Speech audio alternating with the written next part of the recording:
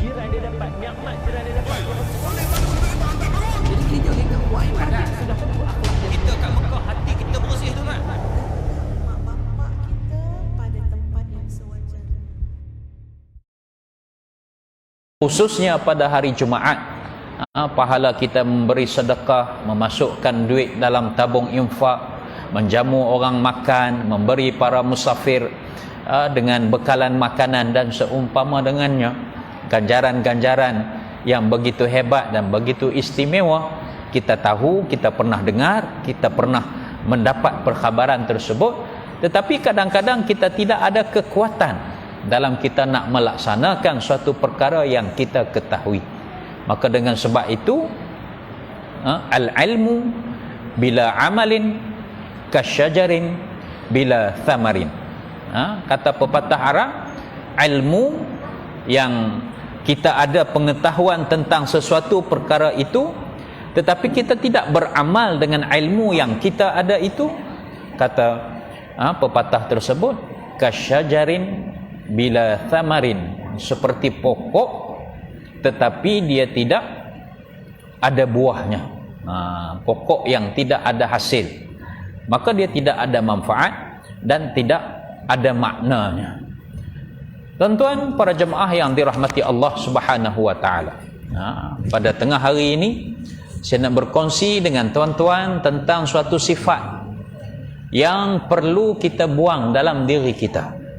Disebut dalam Al-Quran, disebut dalam hadis Nabi sallallahu alaihi wasallam, tetapi banyak berlaku dalam masyarakat kita pada hari ini, iaitulah sifat terburu-buru ataupun sifat gopoh gapah. Dalam Al-Quran Allah Ta'ala istilahkan sifat terburu-buru ataupun sifat gopoh gapah ini dengan istilah ajulah. Sebagai contoh, memetik ayat Al-Quran dalam surah Al-Isra umpamanya, ayat yang ke-11, Allah Ta'ala berfirman, wa kanal insanu ajulah. Adalah manusia ini sifatnya adalah terburu-buru ataupun sifat bergopoh gapah. Ini yang kita nak cek dalam diri kita ni, ada tak sifat terburu-buru? Sudah pasti ada, cuma bagaimana kita menguruskan sifat terburu-buru itu, ataupun bagaimana kita mengawal sifat terburu-buru yang ada dalam diri kita. Lawan perkataan terburu-buru adalah hani, tenang, tidak gopoh gapah. Lawannya adalah ketenangan, kesabaran,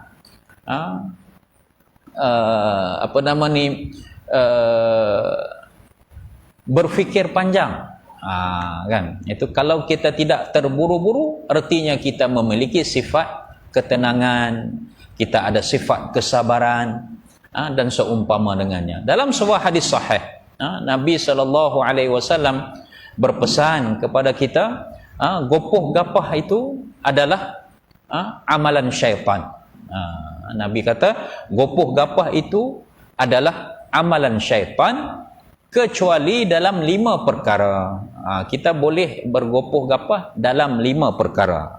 Kita boleh terburu-buru dalam 5 perkara. Apa dia? Yang pertamanya, mengahwinkan anak perempuan.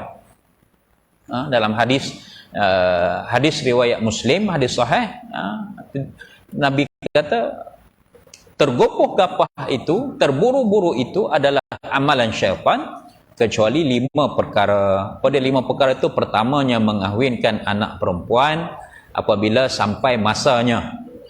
Kita ada anak perempuan yang cukup masanya. Cukup masa artinya dah habis belajar dah cukup matang dia dah. Lepas tu kita boleh segera kahwinkan dia, anak perempuan ini.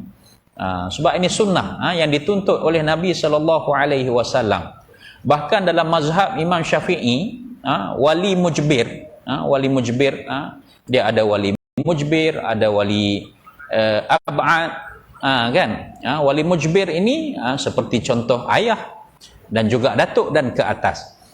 Wali mujbir ini dia berhak untuk memaksa mengahwinkan anak perempuannya dalam mazhab Syafi'i.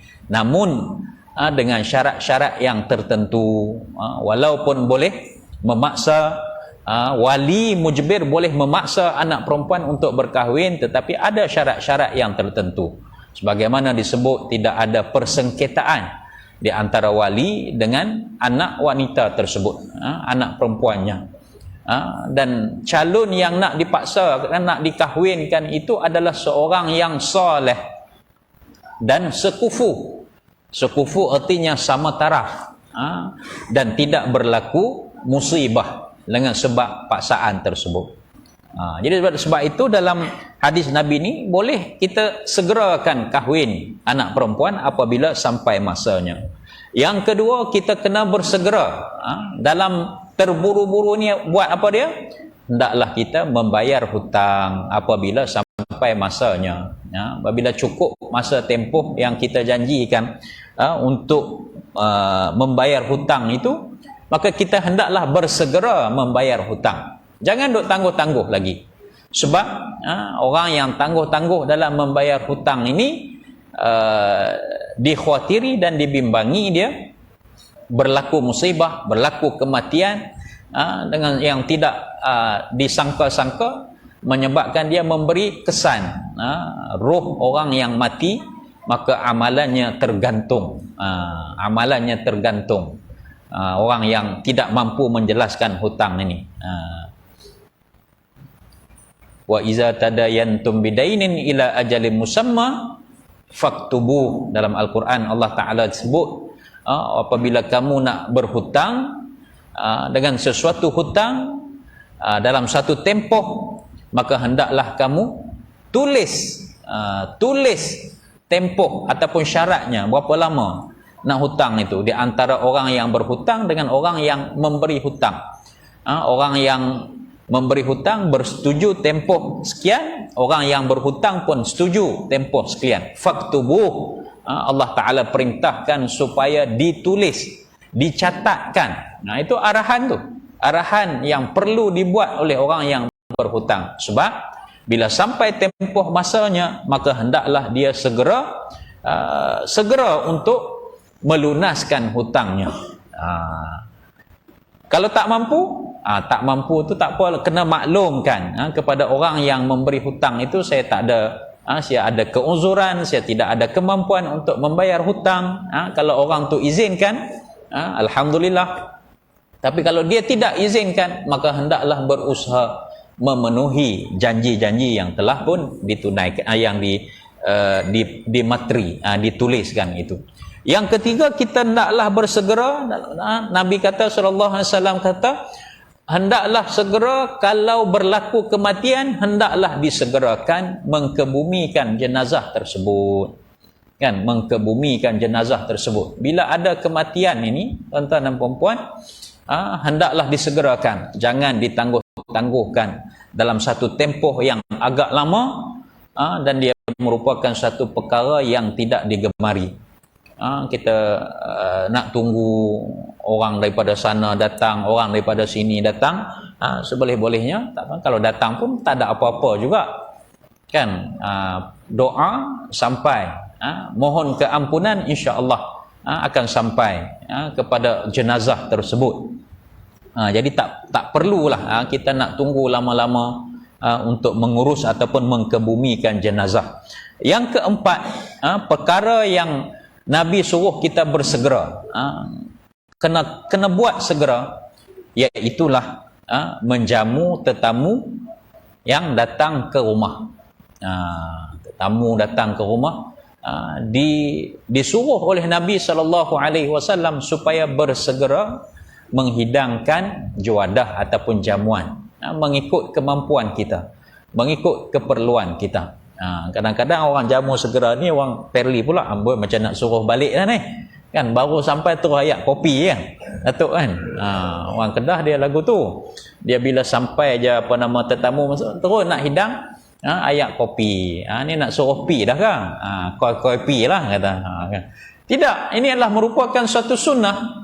Apabila tetamu datang, terus hidang. Sebab itu budaya orang Arab ni, tuan-tuan dan puan-puan, di ruang tamu dia itu dia sudah ada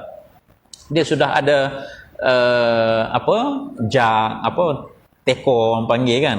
Teko di ruang tamu tu sekurang-kurang teh. Teh. Macam kita pergi hotel lah. Kita pergi hotel welcoming drink tu.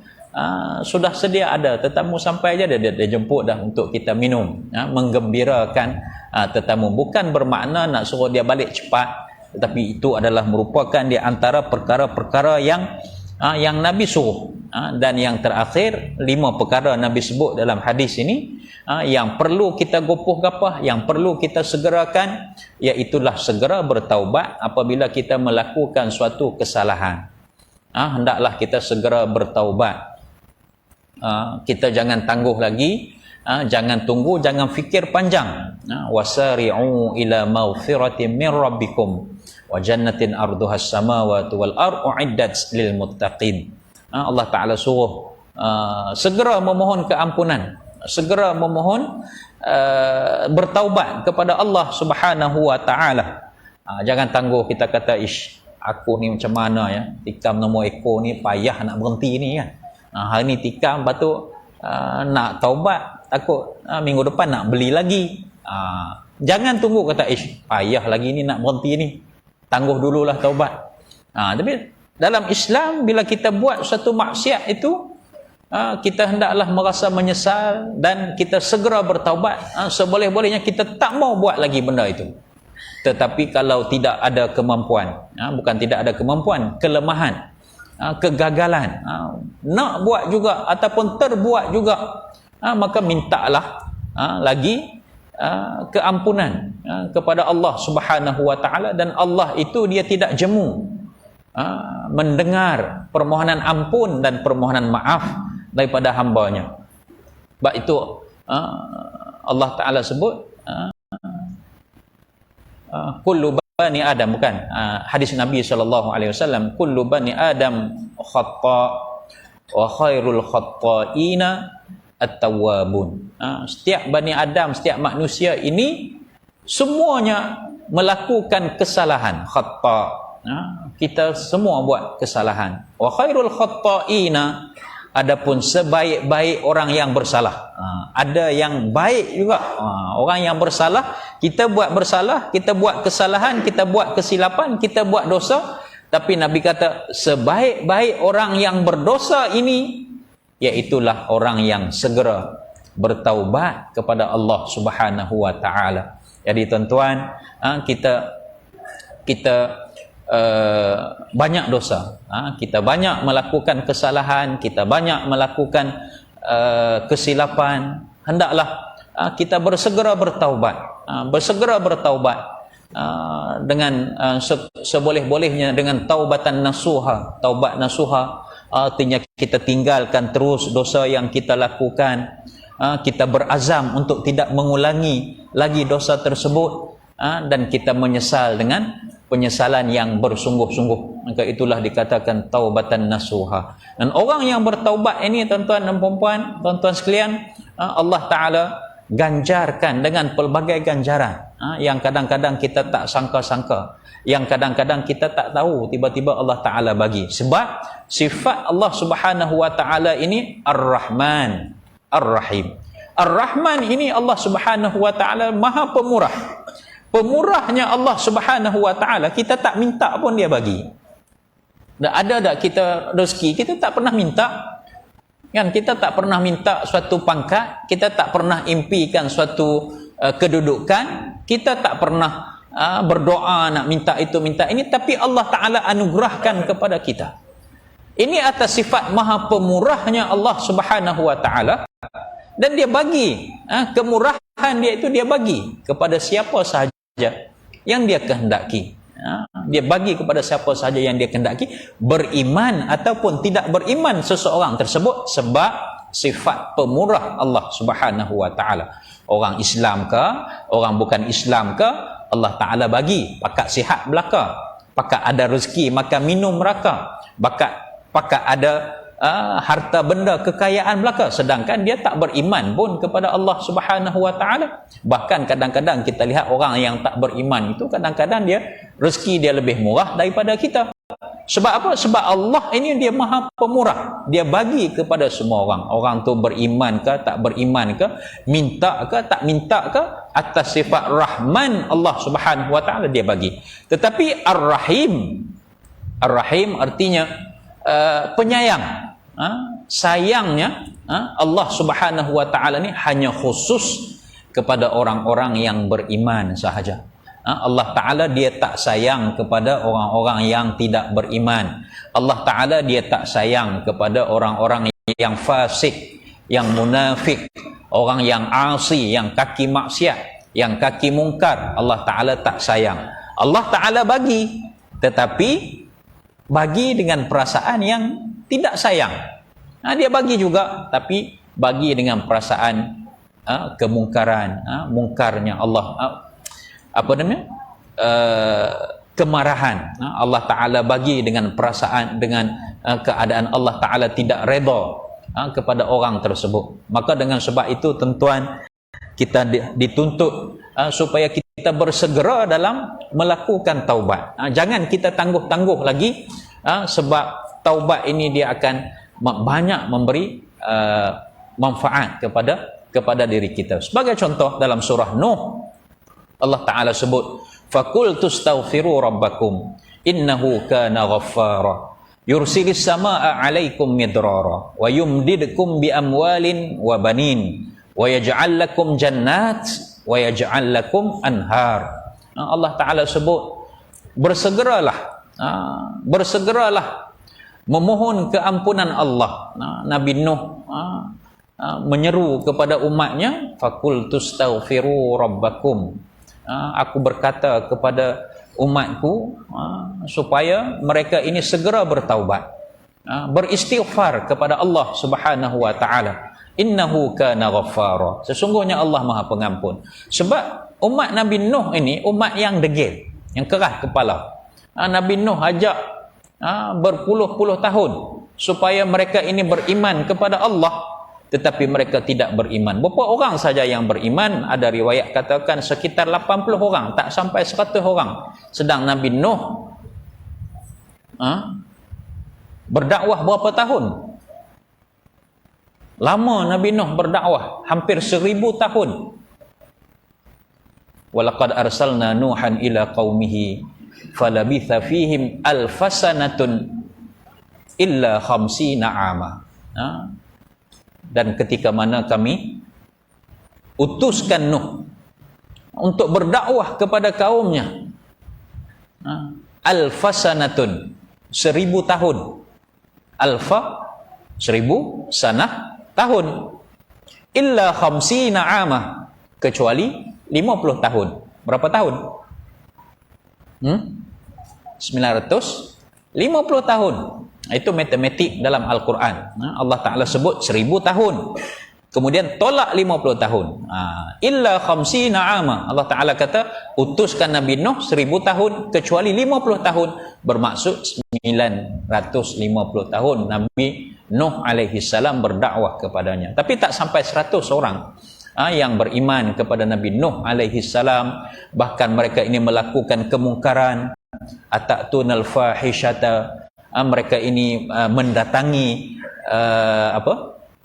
mendatangi kaum sejenis. Mereka melakukan berkahwin di antara lelaki dengan lelaki, perempuan dengan perempuan. Jadi Allah Ta'ala turunkan satu bala kepada mereka. Turun bala berupa apa? Berupa kemiskinan, kesusahan, tidak melahirkan zuriat. Perempuan-perempuan itu mandul, tidak melahirkan zuriat. Tanaman-tanaman yang mereka tanam tidak menghasilkan buah. Lalu mereka datang bertemu kepada Nabi Nuh alaihi salam. Wahai Nuh, kamu berdoalah kepada Allah, kamu berdoalah kepada Tuhanmu supaya Allah Ta'ala mengangkat segala bala, bencana, musibah yang diturunkan oleh Allah, yang diturunkan oleh Tuhan kamu kepada kami semua. Dia percaya pula kepada Allah ketika mana ditimpa dengan suatu musibah, dan dia minta Nabi Nuh berdoa. minta pada Tuhan ni bagi kami jadi kaya, jadi senang, dapat zuriat keturunan, air-air sungai yang kering dialirkan, tumbuh-tumbuhan yang kering kontang diturunkan hujan. Lalu Nabi Nuh berkata kepada kaumnya, istaghfiru rabbakum. Aku tak perlu berdoa, kamu sendiri yang kena beristighfar, memohon keampunan kepada Allah, kepada Tuhan kamu.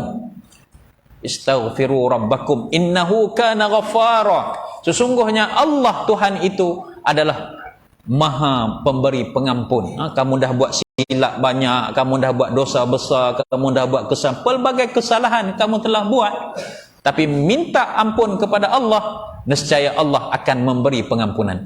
Apabila Allah Ta'ala memberi pengampunan, yursilis samaa alaikum midrara, Allah pasti akan turunkan hujan untuk memberi rahmat kepada kamu. Allah Ta'ala akan memberi hujan berupa hujan rahmat untuk memberi pertolongan, nikmat, rezeki kepada kamu. Wa yumdidkum bi amwalin, dan Allah pasti akan menjadikan kamu kaya. Ini tuan-tuan nak ilmu kaya, beristighfar. Kan Allah Ta'ala sebut dalam Al-Quran, kalau kamu beristighfar, Allah Ta'ala kata, wa yumdidkum bi amwalin, aku pasti akan melipat gandakan. Yumdid artinya berganda-ganda, bertambah-tambah. Bi amwalin, harta benda kamu, aku akan lipat gandakan harta benda kamu. Wa banin, dan aku meramaikan zuriat keturunan kamu. Kena buat apa? Istighfar. Wa yaj'al lakum jannat, akan dijadikan kepada orang-orang yang berdosa lalu beristighfar, akan dijadikan kepada mereka jannat. Jannat ini syurga, tapi dalam konteks ayat itu adalah kebun-kebun, tanaman-tanaman yang seperti di syurga, artinya mewah. Tanam mudah hidup, tanam mudah menghasilkan hasil yang lumayan, hasil yang baik. Wa yaj'al lakum anhar, kami akan jadikan kepada kamu sungai-sungai yang airnya mengalir dan kamu boleh mengambil manfaat daripada sungai yang dijadikan itu. Syaratnya apa? Adalah beristighfar. Maka dengan sebab itu tuan-tuan, Nabi SAW telah memerintahkan kita supaya kita bersegera dalam melakukan taubat. Taubat ini tuan-tuan adalah merupakan satu perintah yang Allah Ta'ala turunkan, yang Nabi SAW perintahkan, yang tidak ada masa. Suatu tuntutan yang wajib kita buat dan tidak ditetapkan ketentuan masa. Amalan-amalan wajib yang lain ada ketentuan masa. Seperti solat, ada masa dia. Ni kita duk tunggu masuk waktu solat. Fardu Jumaat, kita tak boleh sembahyang lagi selagi belum masuk waktu. Puasa yang diwajibkan kepada kita umat Islam, kena tunggu bulan Ramadan. Tak boleh sekarang dah nak start puasa wajib. Puasa boleh, puasa sunat, tapi puasa wajib ditentukan Syahrul Ramadan. Haji, sekarang tak boleh buat haji. Buat umrah boleh, sebab haji ada bulan-bulan yang ditentukan untuk buat haji, ada tempoh masanya. Tetapi amalan yang wajib yang tidak ditetapkan masanya adalah bertaubat kepada Allah Subhanahu wa Ta'ala. Tidak ada waktu.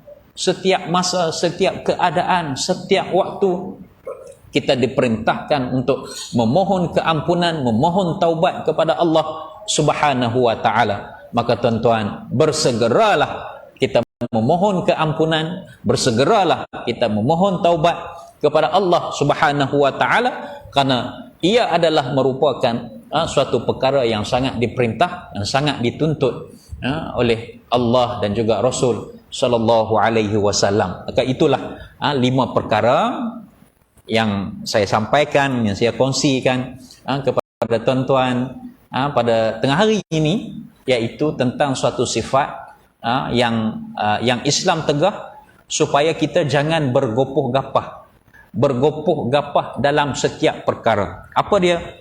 Kita ni bergopoh gapah dalam sifat gopoh gapah ini, kadang-kadang ketika kita mengeluarkan perkataan, kita bergopoh-gapah gaduh nak komen. Kan dalam grup WhatsApp, dalam Facebook, dalam Instagram, orang post itu, orang post ini, kita gopoh-gapah nak komen. Semalam Perdana Menteri lancarkan Malaysia negara madani. Kita pun komen cepat sangat. Nanti dulu kita tengok dulu, kita faham dulu apa makna dia, apa maksud dia, apa kandungan dia. Ini dalam Facebook, dalam media sosial kita komen macam-macam. Jadi sebab itu kita jangan bergopoh-gapah. Sebab itu Nabi sebut, "Man kana yu'minuna billahi wal yaumil akhir falyakul khairan aw la yasmut." Siapa yang beriman pada Allah dan hari akhirat, sebut dalam perkataan kita nak keluar perkataan ini, fikir dulu, kalau dia baik kita sebut. Yang kedua, kalau betul kita sebut. Ada dua B. Bila kita nak bercakap, bila kita nak komen, bila kita nak beri pandangan, ada dua B, baik dan betul.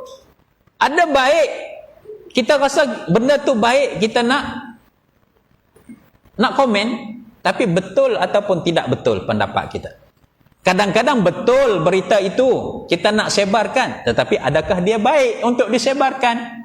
Benda betul, berita betul, fakta betul, tapi adakah baik untuk disebarkan? Kalau baik, ya, sebarkan. Kalau mendatangkan yang tidak baik, menimbulkan fitnah, menimbulkan kegusaran, menimbulkan persepsi, maka kita simpankan dulu. Jadi itu jangan kita bergopoh-gapah.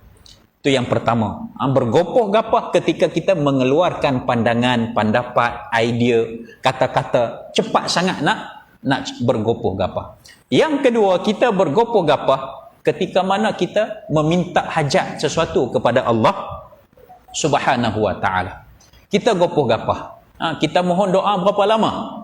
Lama dah Ustaz, setahun dah. Kan tiap-tiap bulan pergi buat umrah tu, doa ni depan-depan Kaabah tu. Setahun dah Allah Ta'ala tak bagi lagi.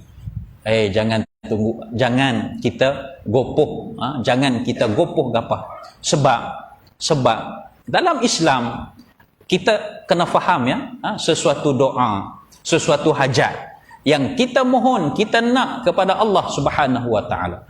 Allah dengan sifat maha mengetahui, Allah dengan sifat maha adil, Allah dengan sifat maha bijaksana. Apa yang diputuskan oleh Allah, itulah yang terbaik buat diri kita. Kadang-kadang kita nak ini, ada dua pilihan, A dan B. Kita nak A ini, tiba-tiba kita dapat B. Kita kena yakin bahawa B ini adalah pilihan Allah. Pilihan kita dengan pilihan Allah, mana yang lebih baik, tuan-tuan? Pilihan Allah Subhanahu wa ta'ala. Walaupun mungkin kita rasa tak suka. Asa an takrahu syai'an wa huwa syarrul lakum, wa asa an tuhibbu syai'an wa huwa syarrul lakum. Allah Ta'ala sebut dalam Al-Quran, mungkin ada satu perkara tu kita rasa kita benci, kita tak nak. Kita tak nak benda ni berlaku. Kita tak nak, kita tak suka. AJK surau ni dipilih ni, kita tak suka. Kan, kenapa tak pilih Datuk jadi pengusi? Kenapa orang lain? Kita tak suka orang lain. Asa an takrahu syai'an wa huwa khairul lakum. Allah Ta'ala kata, mungkin benda yang kamu tak suka tu sebenarnya baik untuk diri kamu sebab kamu jahil.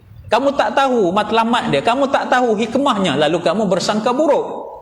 Wa asa an tuhibbu syai'an wa huwa khairul lakum. Dan ada benda-benda yang kamu rasa benci, kamu rasa tak nak, kamu rasa tak suka, tapi itu yang Allah Ta'ala tentukan yang terbaik untuk diri kamu. Maka sebab itu dalam bab berdoa hajat ini, tuan-tuan, kita dituntut supaya bersangka baik dengan Allah. Kita dituntut supaya berfikiran secara positif. Yang Allah Ta'ala tentukan, yang Allah Ta'ala takdirkan, mudah-mudahan inilah yang terbaik. Sebab itu dalam ayat Al-Kursi, dalam ayat kursi yang kita baca, Allah Ta'ala sifat dia adalah sifat dia maha mengetahui. Ya'lamu ma baina aydihim wa ma khalfahum wa la yuhituna bi syai'in min ilmihi illa bima syaa. Sifat Allah Ta'ala ni dia tahu dalam kita, luaran kita, masa kita yang lalu, masa kita yang akan datang. Allah Ta'ala tahu tentang diri kita. wala yuhituna bi syai'in. Manusia ini Allah Taala tak bagi ilmu pengetahuan untuk dia tahu apa hikmah sesuatu Allah Taala jadikan kepada diri kita illa bima sya. Wala yuhituna bi syai'in min ilmihi illa bima sya. Sikit sangat Allah Taala bagi tahu dekat kita. Sikit saja Allah Ta'ala bagi tahu. Kadang-kadang Allah Ta'ala bagi tahu, kadang-kadang Allah Ta'ala tak bagi tahu. Sikit sangat hikmah. Siapa yang dapat hikmah ni, dia baiklah. Yu'til hikmata man yasha wa man yu'tal hikmata faqad utiya khairan katsira wa ma yadhakkaru illa ul albab. Siapa yang dapat hikmah yang Allah Ta'ala bukakan minda pemikiran dia, faham tentang tujuan, matlamat, falsafah ataupun asbab suatu benda itu berlaku, kalau Allah Ta'ala bagi hikmah dia faham tujuan itu, maka dia sesungguhnya telah mendapat suatu manfaat yang sangat besar, dan tidak ada orang yang mendapat manfaat yang paling besar, iaitulah ulil albab, orang yang diberi pemikiran yang dapat berfikir dengan lebih baik. Sekadar itu sahaja tuan-tuan yang dirahmati Allah Subhanahu wa taala, sebab asbab kita dapat bertemu pada tengah hari ini, dapat kita berkongsi sedikit apa yang saya tahu, saya sampaikan, dan mudah-mudahan kita sama-sama beramal dan mengambil i'tibar daripadanya. Aqulu qouli hadza astaghfirullahal azim li wa lakum. Assalamualaikum warahmatullahi wabarakatuh.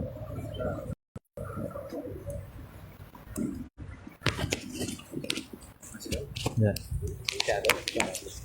Allah lain. Saya tu. Saya sebagai